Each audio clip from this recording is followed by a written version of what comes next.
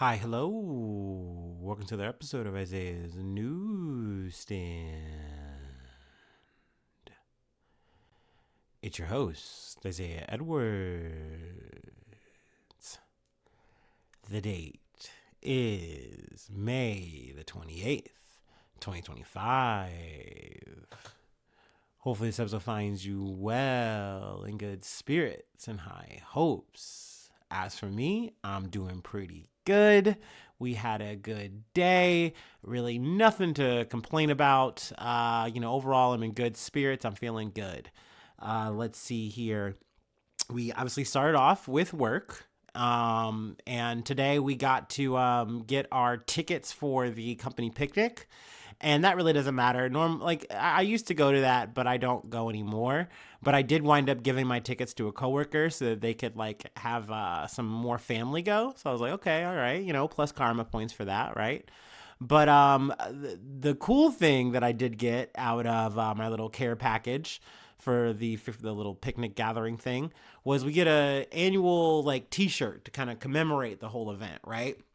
And I gotta say, this T-shirt kind of goes hard. It's got it's got this almost like Halloween creature from the Black Lagoon style font. I don't know why. It's not supposed to be creepy, but it's got this vintage faded green color. And overall, solid shirt. I fuck with it. But what makes this shirt even cooler to me was this is my first time trying on a shirt that is a size lower than I'm used to. Normally, I'm an extra large. I'm an extra large guy. And this is my first time trying on a large, and it fit the way that it was supposed to. And I was so hyped. I was so anxious to try on this shirt, low key. I ran right to the bathroom and tried it on, and then someone came in. I was like, ugh.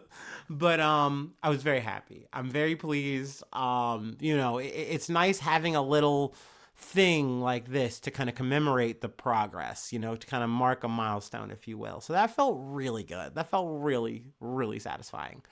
So yeah, overall work was good. And after work, we went to the gym as we do. Overall, the pump was solid. Also, I mentioned that there was a guy, I don't want to say a newcomer. You know what? I won't even say an interloper. That sounds rude. But he came up to me and he said, "Hey," and we talked. And I would say that the beef is squashed, but it's squashed in that shy guy kind of way. You know what I mean? Like two guys who don't want to actually have conflict. They don't want to actually go back in the Wayback Machine and talk it out. Let's just be homies. Let's just talk like we're totally good friends and nothing happened and everything was good. Hey, you know what? I'm fine with that. You know what I mean? For the sake of diplomacy, and that's a-okay with me. So overall, that was good. That was solid. But I will say, in my heart, maybe I wasn't ready. But no, I will take an olive branch when it's extended to me. I try to do that, right? You know what I mean? The main issue at play here was upsetting, but it's one of those things that's upsetting online. It was an annoying discourse, and if I can just take that aside, the dude's fine, whatever. So it just is what it is. I guess we can kind of just move past it, right? But yeah, overall, it was a good day. Happy that I humped and I didn't get humped. So hooray for that. Also, it just feels weird because it's a holiday week, so it's reminding myself that it's not Tuesday, but it's Wednesday. You know what I mean? So, but overall, that means we're one day closer to the weekend. Yeah, I know that's right. Anyway, let's go ahead and we'll go ahead and do our startup, and let's get into some news.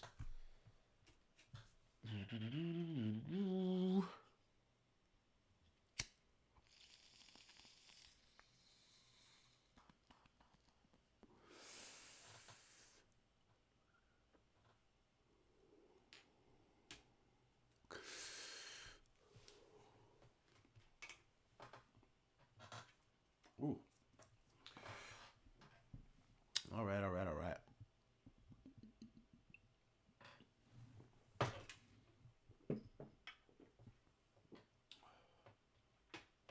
Ooh. All right, first story comes from BBC News. Dozens injured by Israeli gunfire as crowds overwhelmed Gaza aid site, UN says. The UN Human Rights Office has said it believes 47 people were injured in Gaza on Tuesday when crowds overwhelmed an aid distribution center run by a controversial new group backed by the U.S. and Israel. A senior official said the UN was still gathering information, but that most of the injuries were due to gunshots and that it was shooting from the IDF, or the Israel Defense Forces. Gaza's Hamas-run health ministry said one person was killed and 48 others were injured. The IDF said it was checking the reports. A spokesman said troops fired warning shots into the air outside the Gaza Humanitarian Foundation site, or GHF, in the southern city of Rafah, but they did not fire towards people. At least that's what they're saying. I've also heard that there was like a helicopter involved that was also involved in these so-called warning shots, putting that in quotations there. The GHF said no shots were fired at the Palestinian crowds trying to attain aid at its distribution center, and that there were no casualties. So they're holding on to the stance that no one was killed, even though from Gazans they're saying no, someone was shot and they died of their injuries, and 48 other people were injured. So it also said that operations were continuing at 2 sites in southern Gaza despite the incident. Now, I might be wrong about this. I'm kind of pulling this from not just the BBC article, but what I've kind of listened to from like either the BBC podcast or Start Here. I'm pretty sure what Netanyahu and Israel is saying, that they plan on having, I think, up to 5 sites when they fully have it running, of places where you can get aid. But the biggest problem of this is that people are going to have to come to it. So that means you've already been displaced potentially several times, if not, like so many times, risking your life. Now you have to do it one more time just to potentially get, some sort of food. Now, I believe Netanyahu said it was some kind of food box that is supposed to hold you for like 5 days. But he says like a family, but I don't know, man. That just seems like, okay, that sounds good, but then potentially if it is just like flour and, a couple other things, that's not necessarily sustainable for people who are literally on the edge of starvation, who are going through starvation. And you're saying, yeah, this is going to last you for so much. It's so much food. But not to mention, not everyone can get it. This is not enough. I think we are in the thousands. I've heard maybe I think the biggest number I heard was 8,000. But we're talking about millions of people who need this food, who need this aid. And they have to make this fucking trek, risk their fucking life. And then you get to the situation and realize, oh, there's not enough for me. I've potentially come here for nothing. And now you're in a situation where you really are fighting for your life. And in some situations, you're getting killed for it, potentially. So obviously, this is very sad. It's very frustrating. On top of the fact that you have Bezalel Smotrich, I believe finance minister. You have Benjamin Netanyahu, both on different occasions saying, look, y'all, talking to their base, talking to like their far right coalition or whatever. We are only doing this because we have to. And in doing this, we are allowed to continue our operation. This whole Gideon's chariot bullshit, this whole idea of saying, hey, we are going to keep pushing and pressing on the Palestinian people. We do not care. We want to push them to a point where they want to leave, that they feel that there's no other place for them to go. We want that to happen. Like, that is what they are angling for in this. And we have to give this aid to continue to do said project. Like, they're saying it out loud. They no longer feel afraid or scared or timid about it. Not that they really ever have since October 7th, I feel. But, like, they just become more and more emboldened by it to the point where they are saying straight up, this is just something we know is not actually fixing the problem. We know that. We don't care. Like, we just want to give you your little drop of the bucket to, like, kind of put this fig leaf over ourselves and say we're doing the right thing so that we can continue this genocide, so we can continue this ethnic cleansing. You know what I mean? You can call it the defense of the home or whatever the fuck you want, but that is what's happening, and they are intending on doing that. They are intending on seeing that through. I mean, this is a bit of side news on top of it, but they're saying, hey, we got another Hamas official, like another Sinwar guy. Like, and it's like, I mean, okay, dude, you got a new head, but like, you can keep killing all of these top brass at Hamas, but guess what? You are not ending Hamas. You're not eradicating Hamas. In fact, you're killing more innocent people along the way just to even say this shit. So what are we accomplishing for yourselves? You're not doing anything but killing. That's all that's being accomplished here. But once again, it's another head on the wall. It's another head to show people, to say, hey, we are keeping you safe. You know, in Tel Aviv, you're good to go. Don't worry. Another Hamas top operative dead. You know what I like? What are we doing here? So it's very frustrating that this is being rolled out despite everyone saying like don't do this isn't effective.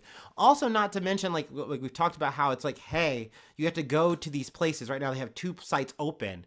The way that the UN usually does it, the way we usually have it done through UNRWA, is these like the aid is coming to the communities. It's not just these off sites where you have to like scrabble and fight just to get to a place and then fight for food. You know, like it's supposed to be coming to you.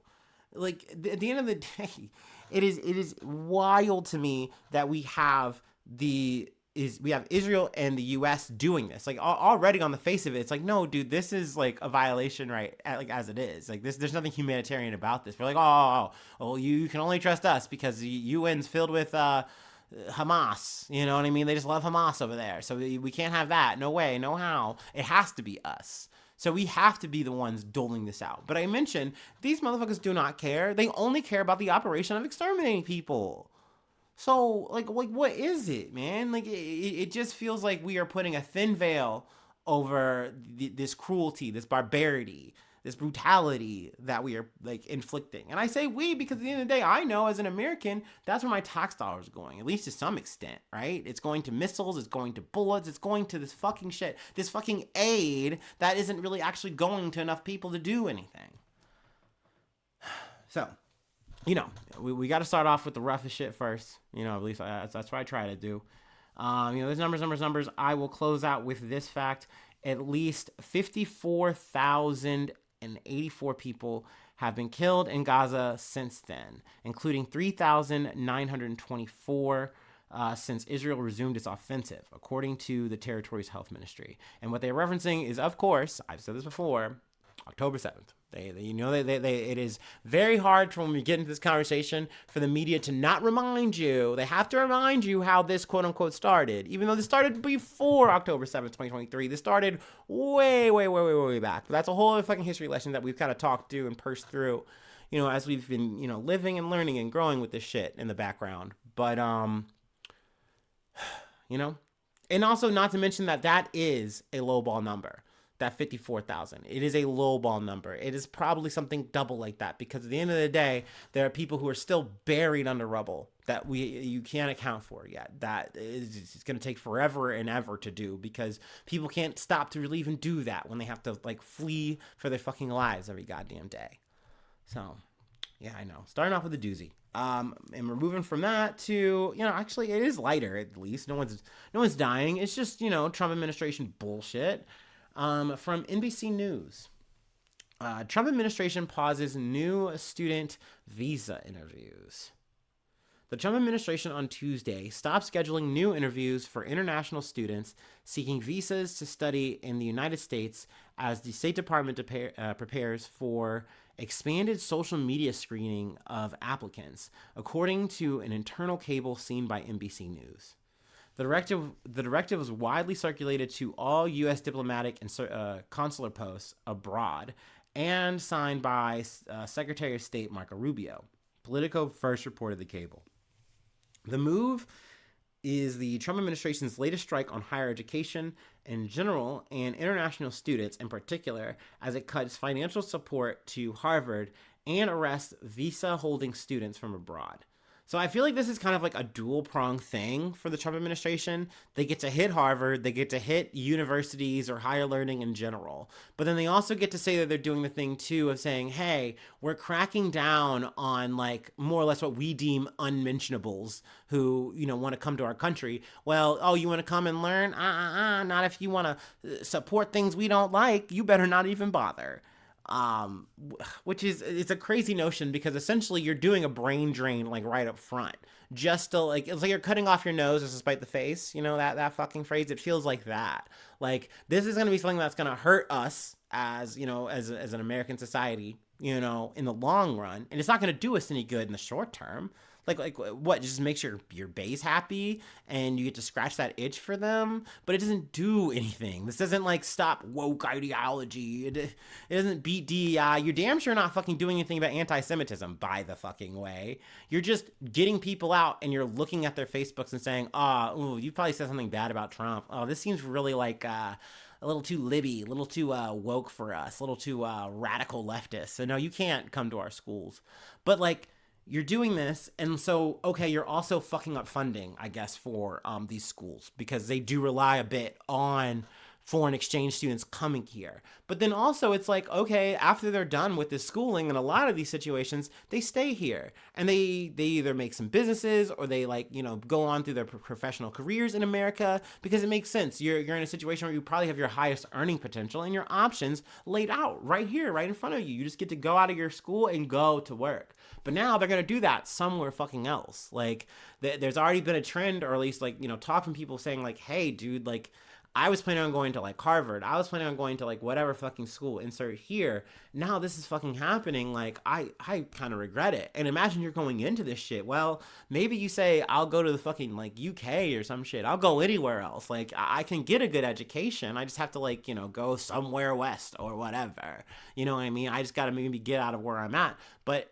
like, if I can't go to the America, then I just can't go to fucking America. Like, what's the reason of going through all that hell for what? You know what I mean? Especially when you're already seeing the shit that's happening here, where if you say or do something that they just don't agree with, they will literally fucking kidnap you and just fucking boot you out of here if they can, the second they can. So, this seems like one of those dark times, man. It is that authoritative, like McCarthy style ass fucking governance that just isn't, like, I don't want to say it's effective, because it's just fascism, right? Like, it's just authoritative bullshit. But I mean, I guess if you're the Trump administration, you're ruling with this iron fist, and once again, you're getting what you want, and you get to say you're making your base happy. So I guess for them, they get to count this kind of shit up as a dub. They don't care about any of that long-term shit, you know what I mean? At best, these motherfuckers are thinking 4 years, or they just thinking this like grandiose fever dream where they just like have a god emperor like Trump forever and always. And if it's not Trump, it's a JD Vance, it's a Meatball Ron. It is some fucker who's gonna like keep pushing the agendas that you feed in front of them, right? It's so upsetting. And once again, I don't really give that much of a shit about universities. Point fucking blank. Like, I did college for like a semester, and I dropped out of that shit. I had other things to do. I did like tend to like, dying fathers and stuff, or at least, soak up the time I had with my family, Like, at the end of the day, like, school wasn't that important to me when push came to shove. But I understand that it is important, period. So it's just crazy to kind of like dangle this in front of people and have them jump through all these fucking hoops, and inevitably to just fuck yourself or fuck your country in the long run for it. But I mean, hey, I guess this is just a prerogative of this administration. Let's see here. I more or less riffed about that the way I wanted. Enough of that. Let's see here. Let's go ahead and hit ABC News. Sociopath. Former Arkansas police chief sentenced for murder and rape escapes from prison. I read that a little weird. A former Arkansas police chief serving a 30-year sentence for murder and rape has escaped from prison and remains at large, according to the Arkansas Department of Corrections. Grant Hardin, 56, who has been in prison since 2017 for first-degree murder and rape, escaped the Calico Rock North Central Unit on Sunday at approximately 2:50 p.m., the sheriff's office said in a statement. Hardin, who was the former police chief of Gateway, Arkansas, allegedly escaped through a sally port, wearing a makeshift outfit designed to mimic law enforcement. Now, I didn't have a photo of it because it really didn't show him well, but I did see it, and like, this dude is on his hitman shit. Like, he low-key is giving Kroger brand Agent 47, unfortunately, because I mean, he looked like a little law enforcement guy, and he kind of just walks out. Now, I got a quick definition of what a sally port is, because my dumbass didn't know. A sally port is a secured entryway, often found in prisons or fortresses, designed to control access and prevent unauthorized entry or exit. Well, didn't work here. It typically involves a series of doors or gates that are open sequentially, ensuring a controlled entry and exit. So a quick little definition there. Um, all right. Hardin remains at large as of Tuesday morning, according to the Arkansas Department of Corrections. Officials said citizens in Izard County and surrounding counties should stay vigilant, lock your doors and vehicle doors, and report any suspicious activity by calling 911 immediately. An active search remains in effect involving a number of law enforcement agencies from across the state. Let's see. There's more details. Hardin worked in the prison kitchen, according to a spokesperson from the Department of Corrections, but it is unclear whether this job involved in any access to the sally port he used to escape. He has had no significant disciplinary issues during his time at the prison, and there's no reason to believe anyone aided him, officials said. So running a little bit differently, actually, in terms of just comparing it to the New Orleans breakout, which, quick side update, I think it's down to 2 escapees. Don't hold me to that. I'm not 100% sure, but I think that's what I heard as of the last update. But Nathan Smith, the former Benton County prosecutor who helped put Hardin behind bars, told Arkansas ABC affiliate KHBS the escaped inmate is a sociopath. He has no moral core or center that would prevent him from doing anything, Smith told KHBS. I mean, dude is a fucking police chief, or at least former police chief. So yeah, I know, sky's the limit for this guy's fucking evil, probably. Smith, who was the prosecutor for both Hardin's rape and murder convictions, said the escape reminds him of Hardin's previous crimes. The real thing that bothers me about it is that by pleading guilty, those pleas brought closure for the victims and their families. So by doing what he has done, that reopens those wounds for them. Hardin is considered to be extremely dangerous and should not be approached, officials said. The Arkansas Department of Corrections, state police, and other local and state law enforcement offices are working together in the search for Hardin, officials said. Hardin pleaded guilty in October 2017 to first-degree murder in connection with the shooting death of 59-year-old James Appleton, according to the Associated Press. He is also serving 50 years in prison for the 1997 rape of an elementary school teacher in Rogers, Arkansas, a crime that was highlighted in the 2023 television show Devil in the Ozarks, the AP said. Cheryl Tillman, the mayor of Gateway, Arkansas, and Appleton's sister, told Little Rock ABC affiliate KATV she's worried Hardin will come after her and her family. Dude, this is definitely a freaky ass story because this is you can say a criminal, okay, but not just a criminal, a former police chief. So, this is a dude who probably has, he knows his way around and knows how law enforcement's gonna work. Little nooks and cranny shit, probably. You know what I mean? So, who knows what this motherfucker about to be on? Who knows if he's gonna try to just lay extremely low? Let's know, who knows if he's out here looking for revenge? Who knows? Who fucking knows? Definitely gonna keep you posted on, that escape, that breakout. And, once again, the New Orleans one, any more details, we'll be back. Let's see here. What else is there?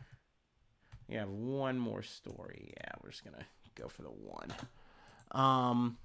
Let's do our last break, and then we will close it out. Sorry. Oh, here we go. Also, I think I did get a little bit of an error here. At least last episode with the Todd and Julie Chrisley thing. I think with the sheriff that was also pardoned, I thought they both were getting pardoned before they went in. I think with the Chrisleys, it was a bit different. So they were actually in prison or something to that effect, and then got out. Once again, when you fuck up, you got to try to say it. At least correct the record, if you will. That's what I was just trying to dig for there. Kind of forgot to cue that up. Oopsie. Anyway. Let's go ahead. Last break. And we'll get to our final destination.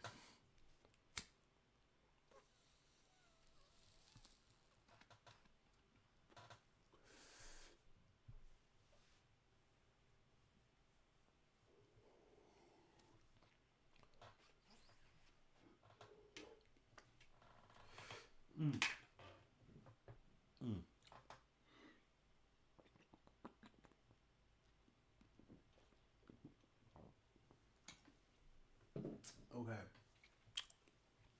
Mm. Fruit salad. Yummy, yummy. From people. Movie theater. Hold up. Ooh, movie theater ceiling collapses during Final Destination's Bloodlines screening. Theatergoers were in for an unfortunate surprise during a recent screening of supernatural horror film Final Destination Bloodlines. On May 19th, Fiamma Villa Verde, 29, went to see the new movie at Cinema Ocho in La Plata, Argentina, with her 11-year-old daughter and a friend, according to the Argentine news outlet Infobae. Now, I actually want to pause at the top right here. I guess I have a little bit of a moral quandary I want to pose to the audience. How do we feel? What do we think? What are your vibes? What are your thoughts on an 11-year-old going to a R-rated movie? And this isn't me to try to cast judgment or anything like that on Villa Verde. Do you think and I would say I was blessed with the ability, or at least the luxury of my parents pretty much allowed me to watch whatever show or movie, play whatever game. Like, they would buy it, they would like watch it with me, whatever. Like, as long as I knew right from wrong, which they sat me down and we went through all that shit, that whole rigmarole. And, I said, okay, I got it. I understand. I proceed. I'm not going to be bad. I just want to see the thing. And that's A-okay. That's good. I was down and I got the green light access to do this stuff. So I would have been just like this 11-year-old. But I guess looking at it now as like a 34-year-old guy, single or whatever, if I was at a movie theater and I see this lady with like a kid and her friend or whatever, I don't know if this is her friend or the kid's friend, but I'm like, what the fuck? What are y'all doing here? And then, God forbid, if this kid is kikiing or being just a little bit too loud or anything, I'm gonna be so mad. I'm gonna be so fucking tilted. So I don't know. Is it right? Is it wrong? Is it okay? I mean, at the end of the day, legally, you're allowed to do that. You're the guardian, whatever. At least that's how it goes in America. I imagine in Argentina, no different. Oh, okay. I'm not really yucking the yum there, but I am curious what people's thoughts are on that. I mean, I guess you can let me know in the chat, or not the chat, the comments, or you can hit me up and just tell me what you think. What are your thoughts? What's your 2 cents on that? Good, bad, thumbs up, thumbs down. However, when she sat down to watch the 6th flick in the popular Final Destination franchise, which follows a group of people who die in a series of gruesome deaths after narrowly surviving a catastrophic event. A portion of the ceiling in the theater fell on top of her. I know, I shouldn't be giggling, but it's just like, holy shit. Like, can you imagine? Like, this is the reason why I'm not a Final Destination enjoyer. Y'all know I'm not a horror film guy. I don't like getting spooked. I don't like the loud noises. I'm not a fan. But I remember as a kid, Final Destination especially freaked me out because that's the kind of stuff that nightmares are made of. That's the kind of thing that could happen to you in real life, and it happened to this person. They're like, oh my gosh, like this seems like it would, like, I'll just read the quote. At first we thought it was part of the movie because we were so involved, but then a huge piece fell on me.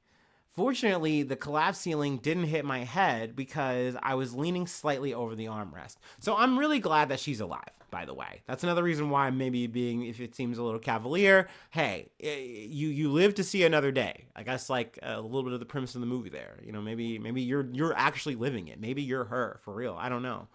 But this is the gritty that I actually kind of like getting into. This is the realness. This is being human post survival, but being like, hey, I also live in a capitalist society, so I gotta get mine. I have to be compensated. What the fuck? And you know what I'm about to say here. Get your bag, babe. Get your bag. Anyway, Villa Verde asked for a refund for her ticket while waiting for an ambulance. She also said the theater manager asked her, how do you want to fix this? And she said she was going to file a complaint. Yeah, girl, I would have been like, lawyer up, asshole. The real Final Destination is how my fucking lawyer's about to get up in this shit. Because how the fuck did a ceiling fall in on me? Is a Dolby that good? Oh, come on now. No, no, no, no. It should not be shaking the foundations. Like, this is an infrastructure. Someone better call Joe Biden about this. What the fuck? Also, I asked someone who is in the cancer field about Biden's chances. She agrees with the hormone thing, and I learned a little bit about the little Gleason score thing or whatever it's fucking called. Maybe he's got some time. Him and old Sausage Fingers, fucking King Charles, who went to fucking Canada to like, I'm defending Canada. They're their own people. Parlez-vous français? Who gives a shit? These motherfuckers are gonna live forever, man. You know, another motherfucker who I'm still like, bro, like, hold on. Actually, let me Google this before I actually say it because I don't want to be wrong. Dick Cheney, is he gone or is he dead? Or he's still alive, dude. Like, what the fuck, man? Why are these people? I know I shouldn't do this on a pod, but it's just like, well, come on, dude. Like, just when are we eating the last Big Mac? Is all I want to know for some of these motherfuckers. God damn. Anyway, I'm not saying nothing, in a Minecraft game, whatever. Also, what the fuck is Chicken Jockey? I know I'm kind of spiraling out here. We're in the weeds. We're dancing. It's Final Destination. Let's see. Oh, here we go. This is more from this. Villaverde, who sustained bruises after the ceiling fell on top of her, said she needed to get an X-ray at the hospital following the incident. She added that she hasn't been able to go to work for days. She noted that she wasn't initially planning on going to the movies that day, but decided to celebrate her birthday. I have a hard time being in crowded places, the woman said. I haven't been to the movies in years. I went because it was my birthday, and look what happened to me. Villaverde said she has gotten in touch with a lawyer, and then they then on to say, Final Destination Bloodlines comes out in theaters May 16th, blah, blah, blah, blah, blah. Yeah, go see it. Tell me if it's worth it. I hope the ceiling does not fall on you. I hope that you get to live to tell the tale like Villaverde, except not having to, do a survival escape plan out of a movie theater. You know what I mean? Like, hopefully that doesn't happen to you. Hopefully you just enjoy the movie and it's not mid. Like I said, I won't be seeing it. I will not be partaking. That log scene from the first one or whatever, that was scary enough for me. Right? Like, I get on the highway, I see that shit, my butt clenches up. I get a little tight. So, yeah, no, it'll be a no from me, dog. What's the scariest, most, like, I don't know, maybe scary is not the right word, goriest, whatever, is the Saw franchise. I got up to, like, Saw 5. And it was weird. I watched it, like, in a weird way. Where I went to go see Saw 5, I think. One of the newer Saws that were not good. With my friends, because I wanted to hang out with my friends and make friends as a kid, right? That's what you do in high school. Saw it, and I was like, I guess this is kind of cool. Donnie Wahlberg got his head smashed in by some ice cubes. That was pretty wild. That was a new kid on the block. Some of my audience does not know who the fuck the new kids on the block are, and that's okay. But then I worked backwards, and I saw the first one, and I was like, damn. Okay, I'm fucking with the vision. Jigsaw got the fucking Nikes on and the robe on with the pig shit on. He got the little Jigsaw action. Okay, I'm fucking with this. 2, best one. 2's the best one. 3, fell off. So bad. So fucking ass. So maybe I saw 4. I can't remember. But anyway, from there I stopped watching. I kind of closed the circuit and I didn't want to watch any more Saws. It became stupid. Before that, I think I watched Bones starring Snoop Dogg. That was pretty spooky. Ooh, spooky ookie.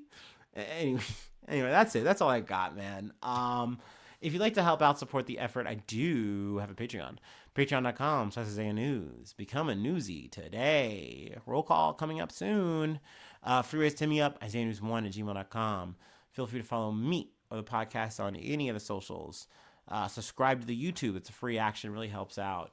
Follow on TikTok, follow on Spotify, follow on Apple for podcasts or whatever platform you're listening on. Leave a like, leave a cool comment, preferably a cool, nice comment. Like I said, you can answer the question, you know what I mean? How do you feel? What are your thoughts? Like, thumbs up, thumbs down. You can do that. That's cool. Let's see. Sharing is caring. It can be fun, helps get the word out. I got an episode, but you don't have to do that. It's not a big deal. You don't have to do any of that. The fact that you made it this far just to hear me yap, just to hear my thoughts on a movie I ain't never even fucking seen, nor will see. You're the GOAT. You're the GOAT. Okay, I'm clapping for you. You did it. You made it. That's crazy. You're crazy for that one, and I love you for that. Thanks so much for tuning in. Thanks so much for being a friend, and hopefully I see you soon for some more good news. I love ya. Bye bye.